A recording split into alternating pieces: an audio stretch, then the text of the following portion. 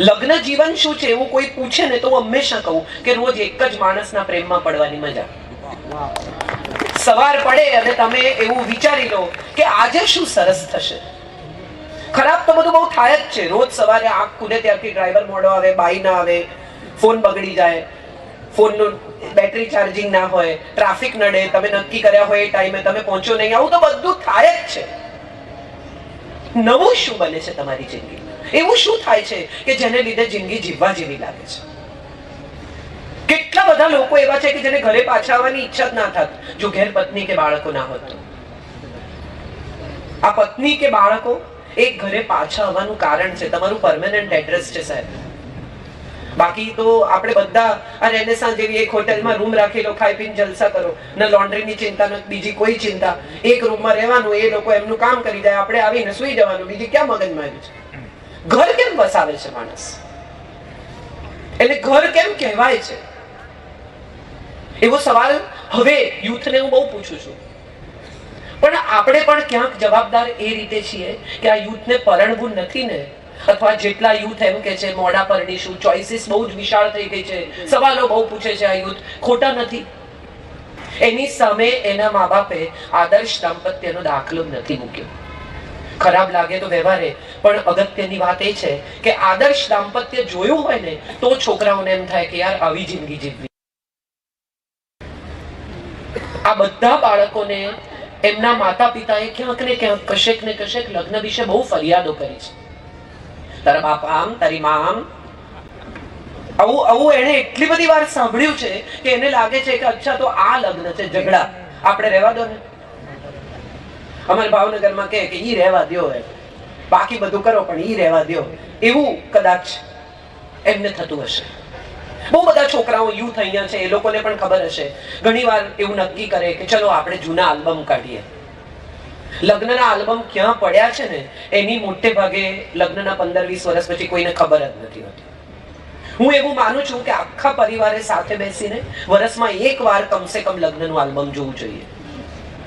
આ આલ્બમમાં સ્નેહ છે, સ્માઇલ્સ છે, સ્મૃતિઓ છે, સંવેદના છે, સમજણ પણ છે અને અપાયેલા વચનોની યાદી છે. એ તમને ત્યાં જુઓ ને ત્યારે જ તમે એ ફિલિંગ્સમાંથી રિવાઇવ કરી શકો. અને છોકરાઓ જ્યારે યંગ છોકરાઓ 15-16 વર્ષના, 17 વર્ષના, 20 વર્ષના આલ્બમ જોવા બેસે ને ત્યારે માં બહુ રૂપાળી હોય, 20-22 વર્ષની મુગ્ધા હોય, થોડું મેકઅપે કામ કર્યું હોય, થોડું હેર ડ્રેસરે કર્યું હોય, એટલી બધી, અને લગ્નનો ઉત્સાહ હોય, ઇમોશન્સ હોય, ને પિતા હોય બિચારા પતલા દુબળા, મા બાપે મારી પીટીને કોટ પહેરાયો હોય, મે મહિનામાં લગ્ન હોય તો ઓર ગરમી લાગતી હોય, એમ થાય કે આ બધું ક્યારે મુક્ત કરું. અને બધાની સાથે એટલું નાનું બિચારાનું, પેલી અમારા સાંઈરામભાઈ બહુ કે છે કે આ લૂણ ખખડાવે ને જાનડીઓ ગીતો ગાય ને ઢોલ વાગે ને એવું કેમ કરે વરરાજાની આજુબાજુ, કે એનું મગજ બેલ મારી જાય. એટલે એ જો વિચારી શકે ને તો પેલો બ્રાહ્મણ કહે ને કે સાવધાન, ત્યારે ઉઠીને ભાગી જાય. એટલે ભાગી ન જાય એટલા માટે એનું મગજ બંધ કરી દે, જાત જાતના અવાજો કરી. પણ ટૂંકમાં આ એલ્બમ જયારે જુએ ત્યારે છોકરું પૂછે 18, 19, 20, 22 વર્ષનું કે તું શું જોઈને પપ્પાને પરણી? કારણ કે માં એટલી રૂપાળી ને એવી આમ ગોર્જિયસ દેખાતી હોય, જાજરમાન, અને પિતા બિચારા આમ દેખાતા હોય. કુદરતે બહુ સુંદર રચના કરી છે. લગ્ન જીવન આમ જુઓ ને તો કુદરતે બહુ બ્યુટીફુલી ગોઠવ્યું છે. શરૂઆતના વર્ષોમાં સ્ત્રી બહુ સુંદર લાગે, પુરુષને એનું આકર્ષણ રહે, ઘેર પાછા આવવાની ઈચ્છા થાય, પરિવાર માટે કમાવાની ઈચ્છા થાય, પત્નીને શણગારવાની ઈચ્છા થાય. કોકના હીરાના દાગીના જોયા હોય તો એને કહે ન કે મનોમન નક્કી કરે કે તને પહેરાવીશ. કોઈની બહુ સરસ સાડી હોય ને પત્નીએ વખાણ કર્યો કે કેટલી સરસ સાડી હતી, નહીં એને વચન ના આપે પણ પોતાની જાતને વચન આપે કે એકવાર તને આવી 5 અપાવીશ. તો આ આકર્ષણ શરૂઆતના વર્ષોમાં સ્ત્રી પરત્વે હોય. પછી જે વર્ષો આવે, પિતા 40માં પ્રવેશે, હેન્ડસમ થાય, આત્મવિશ્વાસ આવે, શરીર ભરાય, પૈસા કમાય, સમાજમાં પ્રતિષ્ઠા હોય, 4 લોકો ઓળખતા થાય. હવે સ્ત્રી માં થઈ ગઈ છે, એનું વજન વધી ગયું છે, આંખ નીચે કાળા કુંડાળા થઈ ગયા છે, વાળ થોડા ધોળા થઈ ગયા છે. હવે સ્ત્રી ને પુરુષની ચિંતા છે. આ કેટલી સુંદર, એનું આકર્ષણ હવે પુરુષ પરત્વે છે. કેટલી સુંદર આ કુદરતની રચના છે.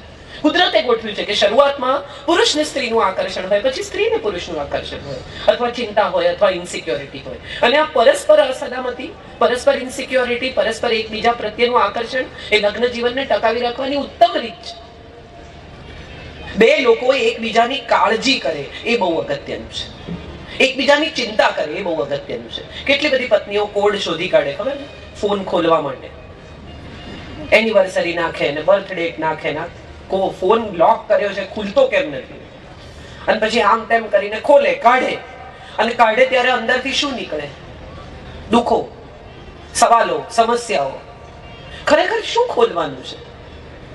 એક માણસની પ્રાઇવેટ લાઈફ ખોલવાની છે, એની મિત્રતાઓ ખોલવાની છે, એની દોસ્તી ખોલવાની છે, એના સંબંધો ખોલવાના છે, કે એ માણસની અંદર રહેલો તમારા માટેનો સ્નેહ ખોલવાનો છે, એની અંદર રહેલી તમારા માટેની લાગણી ખોલવાની છે. કેટલી બધી પત્નીઓ ફરિયાદ કરે કે આ મને કોઈ દાડો આઈ લવ યુ કહેતા જ નથી. કઈ વાંધો નહીં, બહુ જ એમને હસવું આવ્યું. બાકી પણ હસવા માંગે છે, પણ આજે એમણે ગંભીર રહેવાનું નક્કી કર્યું છે. હસી નાખો, વાંધો નહીં. પછી ગંભીર થઈ જતો. તમારા સંતાનોની ચિંતા કરો ને ત્યારે ગંભીર થજો. હમણાં જરા હળવા થઈ જાઓ. આઈ લવ યુ કહેતા જ નથી એવી ફરિયાદ કેટલી પત્નીઓ કરે. એવા એક બહેન હતા, એમના લગ્નને 25 વર્ષ પૂરા થયા, સરસ તૈયાર થઈને આવ્યા, પતિ છાપું વાંચતા હતા. એટલે પત્નીએ કહ્યું કે હલો, આજે આપણા લગ્નને 25 વર્ષ પૂરા થયા. એટલે પતિએ કહ્યું એટલે પત્નીએ કહ્યું કે આજથી 25 વર્ષ પહેલા પરણીને હું આ ઘરમાં આવેલી, તમને યાદ છે? તો પતિએ કહ્યું એટલે પત્નીએ કહ્યું કેવો સરસ પ્રસંગ હતો આજના દિવસે, યાદ છે કે એટલે પછી પત્નીએ છેવટે અકળાઈને કહ્યું કે એ દિવસે રાત્રે તમે મને આઈ લવ યુ કહેલું, યાદ છે? પતિએ છાપું સેજ ખસેડ્યું, પત્ની તરફ જોયું અને કહ્યું સ્થિતિ એ જ છે, બદલાશે તો કહીશ. ત્યારે કહ્યું એ હજી સુધી કન્ટિન્યુ છે, બદલાશે તો કહીશ. હું તને પ્રેમ નથી કરતો એવી સ્થિતિ આવે ત્યારે કહીશ. સ્ત્રીઓની અપેક્ષા એવી હોય છે કે પતિ થોડો મુખર હોય, વાત કરે, એક્સપ્રેસ થાય. પણ એ બધી બહેનોને, બધી પત્નીઓને મારે એક સરસ વાત કહેવી છે. 3 વર્ષનો છોકરો હોય ને ત્યારથી એને ખખડાવે, રડે ને તો છોકરી છે રડે છે, આર યુ અ ગર્લ, રડવાનું નહીં, ડોન્ટ ક્રાય. એટલે બિચારો નક્કી કરે કે ના ના, છોકરીઓ રડે, આપણે ના રડાય. પછી 11-12 વર્ષનો થાય, અમારી સામે જોઈને પટિયા પાડે. એટલે તરત માં કે આ શું છોકરીઓની જેમ મારી સામે જોઈને પટિયા પાડે છે? એટલે નક્કી કરે કે શૃંગાર આપણી જવાબદારી નથી, સ્ત્રીઓ જ કરે. પછી થોડો મોટો થાય, 15-16 વર્ષનો, માને ભેટે, ખોળામાં બેસે, વહાલ કરે કે રહેવા દે, છોકરીઓની જેમ ચોટાચોટ કરે છે, સારો નથી લાગતો, મોટો થઈ ગયો. કોન્સ્ટન્ટ એને શીખવવામાં શું આવે કે તારા એક્સપ્રેશન કંટ્રોલ કર, તારે એક્સપ્રેસ નહીં કરવાનું, તારે કંટ્રોલ કરવાનું. પુરુષ હોય એટલે મજબૂત થવાનું, રડવાનું નહીં, પ્રેમ નહીં દેખાડવાનો, આમ નહીં કરવાનું, ફલાણું નહીં કરવાનું, આખો વખત વીરતા બતાવ્યા કરવાની, આખો વખત મજબૂત થયા કરવાનું. અને પછી પત્ની આવીને પહેલી ફરિયાદ કરે તમે તો એક્સપ્રેસિવ જ નથી. પણ 25 વર્ષ સુધી એને એ જ શીખવવામાં આવ્યું કે એક્સપ્રેસ નહીં કરવાનું. તો પત્નીનું કામ શું છે? એ હૃદયમાં રુજુતા રેડવાનું કામ એક સ્ત્રી કરે છે. એક્સપ્રેસ નથી કરતા, કઈ વાંધો નહીં, આપણે એક નવેસરથી રમત શરૂ કરીએ, નવેસરથી એક નવી દિશામાં સંબંધને લઈ જઈએ. આજના યુથને એટલું બધું જોઈએ છે લગ્ન પાસેથી. હમણાં તમે દિવ્ય ભાસ્કર કે ગુજરાત સમાચારની એડ જુઓ ને, હું ઘણી વાર હ્યુમર માટે વાંચું છું. ઊંચી પાતળી ગોરી સુશીલ સંસ્કારી, આ મિનિમમ રિક્વાયરમેન્ટ, પછી ડિગ્રી, પછી ફલાણું, પછી કુકિંગ. હું ઘણી વાર કહું કે સવારે ભજન ને સાંજે કોકટેલ અટેન્ડ કરી શકે એવી પત્ની જોઈએ. આવું એટલા માટે નહીં થાય કે એ એના ઘરેથી જે ડેટા લઈને આવી છે ને, તમે નવો ફોન ખરીદો ને, મોબાઈલ કોઈ બી, તો તમને કદાચ શીખવ્યું હશે કે તમે એક ફોનમાંથી બીજા ફોનમાં ડેટા ટ્રાન્સફર કરો ને ત્યારે જરા શાંતિ રાખવાની, એને વચ્ચે બટન દબાવ નહીં કરવાના, નહીં તો હેંગ થઈ જાય.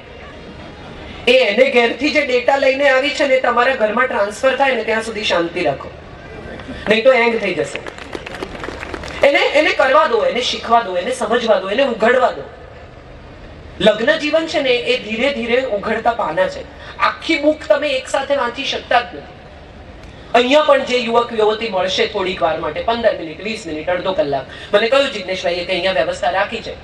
અડધો કલાકમાં તમે કેવી રીતે નક્કી કરો કે આવનારા જિંદગીના 50 વર્ષ તમારે જોડે રહેવું છે કે નથી રહેવું? બહુ અઘરું છે. અને એમાંય જયારે આજના જમાનામાં તમે એક ગાડી લઈને બહાર નીકળો અને તરત બીજે મહિને નવું મોડેલ લોન્ચ થાય ને તમને અફસોસ થાય કે વહેલું કરી નાખ્યું થોડું યાર, થોડી રાહ જોઈ હોત તો.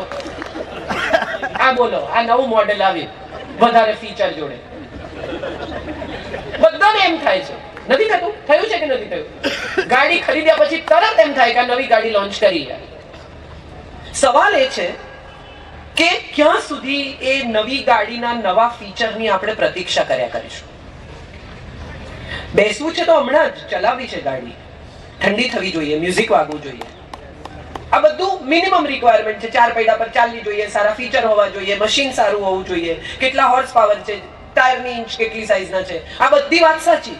પણ એનો અર્થ એ નથી કે નવી આવે એની રાહ જોતા જોતા જોતા જોતા જિંદગી પૂરી કરી નાખવી. ગાડીઓ તો આવ્યા જ કરશે, ફોન આવ્યા જ કરશે. કલા નિકેતનમાં એક પીસ બીજો હોતો જ નથી. એટલે તમે હમણાં સાડી લઈને નીકળો, હું હમણાં પહેરીને આવીને અહીંયા કોકને સાડી પહેરેલા જોઉં તો મને તરત એમ થાય કે, અને એમાંય જો એમ કે ક્યાંથી લીધી ને કે કલા નિકેતનમાંથી, તો મને કેમ ન દેખાય? આ તો બહુ સ્વાભાવિક લાગણી છે.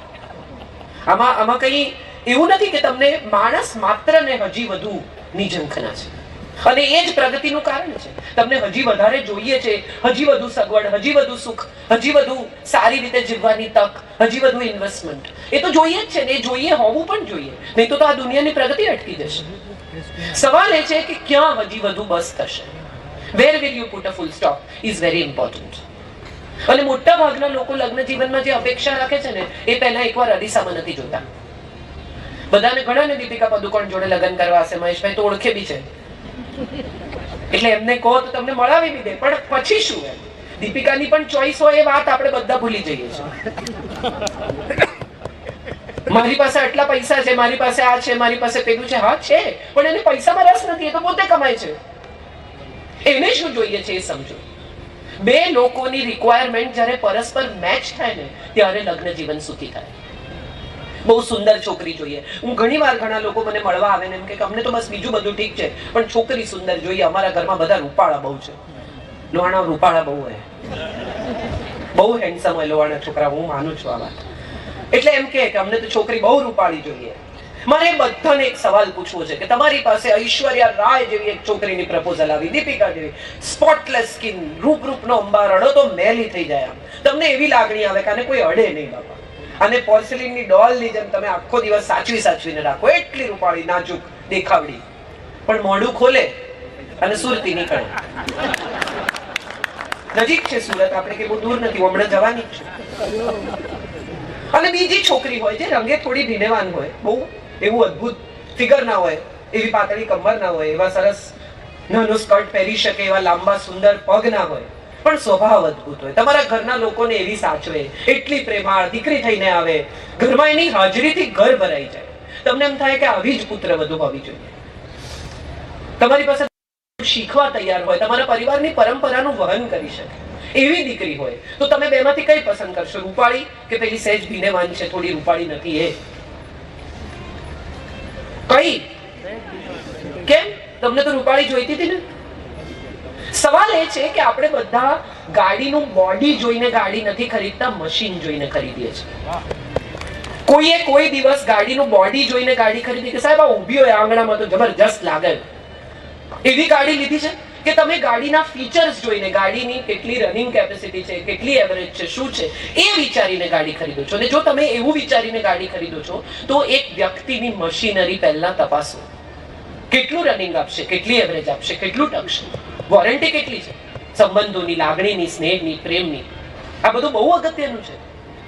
માત્ર દેખાવથી કોઈ વ્યક્તિ ગમી જાય ને તો એને આકર્ષણ કહેવાય.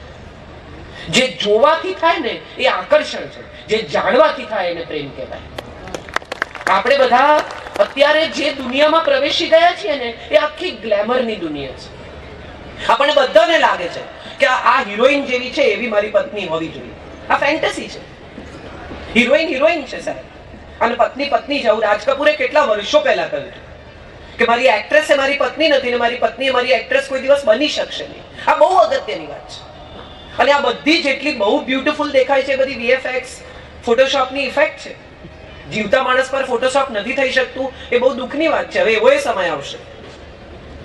બહુ મજાની વાત એ છે કે આપણે બધા જ્યાં પહોંચ્યા છીએ ને ત્યાં માર્કેટિંગની ગિમિક છે. લગ્નને પણ માર્કેટ કરવામાં આવે છે. તમને એવું સમજાવવામાં આવે છે કે આ લગ્ન છે. ખરેખર લગ્ન શું છે એવો સવાલ કોઈને પૂછે તો મને આ 7 વચન બહુ અપીલ કરે છે. બહુ અદ્ભુત વાત છે. આપણા ઉપનિષદોએ કેટલા વર્ષો પહેલા આ વચનોની વાત કરી છે. સૌથી પહેલું વચન એમ કે છે કે ચાલો એક થઈ, આપણી એનર્જી એક થાય, આપણી ઉર્જા એક થાય. કંપની સિનર્જી કરે છે તો બે લોકો નહીં કરે? બંનેની ઉર્જા, બંનેના થોટ પ્રોસેસ, બંનેના બિલીફ, બંનેની જરૂરિયાતો એક થાય. આ એક થવામાં કોઈએ કોઈને ઓગાળવાના નથી, પોતપોતાની જાતને પકડી રાખવાની છે. ખલીલ જીબ્રાને બહુ સરસ લખ્યું છે કે બે પિલર જેવી રિલેશનશિપ હોવી જોઈએ. બહુ નજીક આવી જાય તોય છત પડી જાય, ને બહુ દૂર જતા રહે તોય છત પડી જાય.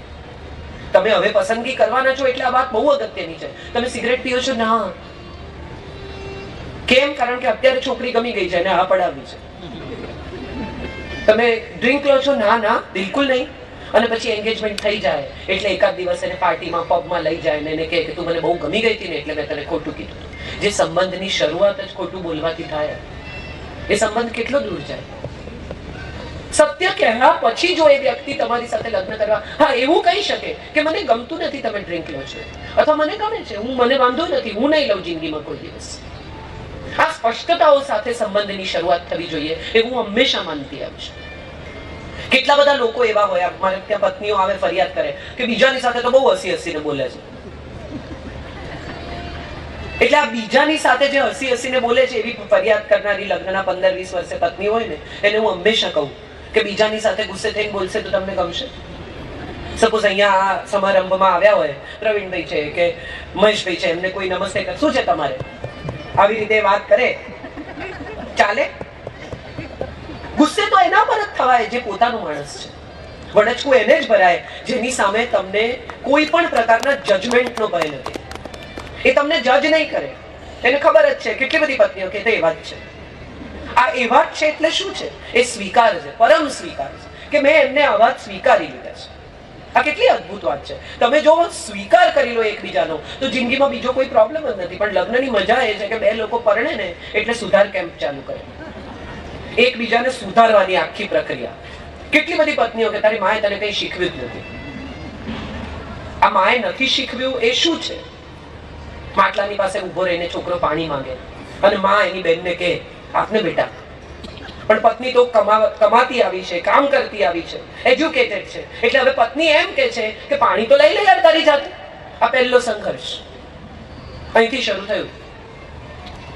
બહુ મજાની વાત છે આ બધી, અને આ બધાના ઘરોમાં ક્યાંક ને ક્યાંક કશેક ને કશેક થયું જ હશે. હું બધાના ચહેરા પર સ્માઈલ જોઉં છું એટલે હું સમજુ છું કે બધા રિલેટ કરે છે તરત. બધા મા બાપ હમણાં હું એવું બહુ સાંભળું છું કે અમે તો અમારી દીકરીને દીકરાની જેમ મોટી કરીએ છીએ. સરસ વાત છે, એમાં કશું ખોટું નથી. દીકરીને દબાવીને અમુક રીતે મોટી ન જ કરવી જોઈએ, એને સ્વતંત્રતા આપવી જોઈએ, એની પસંદગીની, એના એજ્યુકેશનની, બહાર જવાની, મિત્રો હોવાની. પણ આ દીકરીને દીકરાની જેમ જ્યારે તમે મોટી કરો છો ને, એવો સમય જો શરૂ થયો છે તો હવે દીકરાને પણ થોડો દીકરીની જેમ મોટો કરો. કારણ કે બે પુરુષો ભેગા નહીં રહી શકે. તમારે જ્યારે લગ્ન કરવા હશે ત્યારે સ્ત્રી પુરુષના જ કરવા પડશે. એટલે તમારી દીકરીને સ્ત્રી રહેવાની ટ્રેનિંગ આપો છો અથવા આપજો, અને તમારા દીકરાને સ્ત્રીને સમજવાની ટ્રેનિંગ આપજો. મોટા ભાગના ઘરોમાં હવે દીકરાને સ્ત્રીને સમજવાની ટ્રેનિંગ નથી આપતા. અને માં દોડમ દોડ કરીને સવારે 6 વાગે પણ જવાની હોય તો નાસ્તો બનાવે, ચા મૂકે, આ કરે, એ તો એની જાતે પીરસીને નહીં લે, મારે જવું જ પડશે. અને પત્ની બહારથી ફોન કરે કે પીરસી લે, ત્યાં ટેબલ પર પડ્યું છે. અહીંથી પહેલો વાંધો પડે. મારી એક બેનપણીએ મેસેજ લખેલો એના વરને કે ઓમલેટ ઈંડામાં છે ને ઈંડું ફ્રીજમાં છે. જેને સમજાશે એને શું આવશે, બનાવી લે ટૂંકમાં. આ બહુ ઇન્ટરેસ્ટિંગ સંબંધ છે. હવે આના ઉપર અત્યારે આપણે હસી શકીએ છીએ. આ મેસેજ વાંચીને શક્ય છે કોઈ પતિ રિએક્ટ થઈ જાય, જેનામાં સેન્સ ઓફ હ્યુમર હોય, હસી શકે કે વાહ કેટલો સમજદાર મેસેજ છે. સંજય મને ઘણી વાર, મારા હસબન્ડ મને ફોન કરે કે હું ઘરે નથી આવવાનો, તો હું ઘણી વાર પૂછું કે કોઈ દિવસ પહોંચતું નથી કે ભય લાગે છે હસતા? મજાની વાત એ છે કે હસી શકે ને જે બે જણા. એમણે કહ્યું કે અન્ન ભેગા એના મન ભેગા.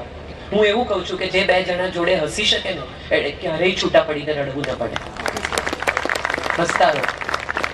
લગ્ન જીવનમાં બે જણાની સેન્સ ઓફ હ્યુમર સારી હોવી અનિવાર્ય છે. અને એથી વધુ મહત્વની વાત, સંવાદ બહુ અગત્યનો છે. આપણે ત્યાં હવે વાતચીત કરવાની બંધ થઈ ગઈ છે. પતિ પત્ની બે જણા હનીમૂન પર જતા હોય, મેં કેટલી વાર ટ્રાવેલિંગમાં જોયું છે, બે જણા બેઠા હોય, બે પોતાના ફોનમાં હોય. એટલીસ્ટ હનીમૂન પર તો તમારા ફોનને જુદો મૂકો તમારાથી. ઘણા લોકો કહે છે કે પતિ પત્ની એકબીજાને ટચ કરી શકે પણ એકબીજાના ફોનને ટચ ના કરી શકે.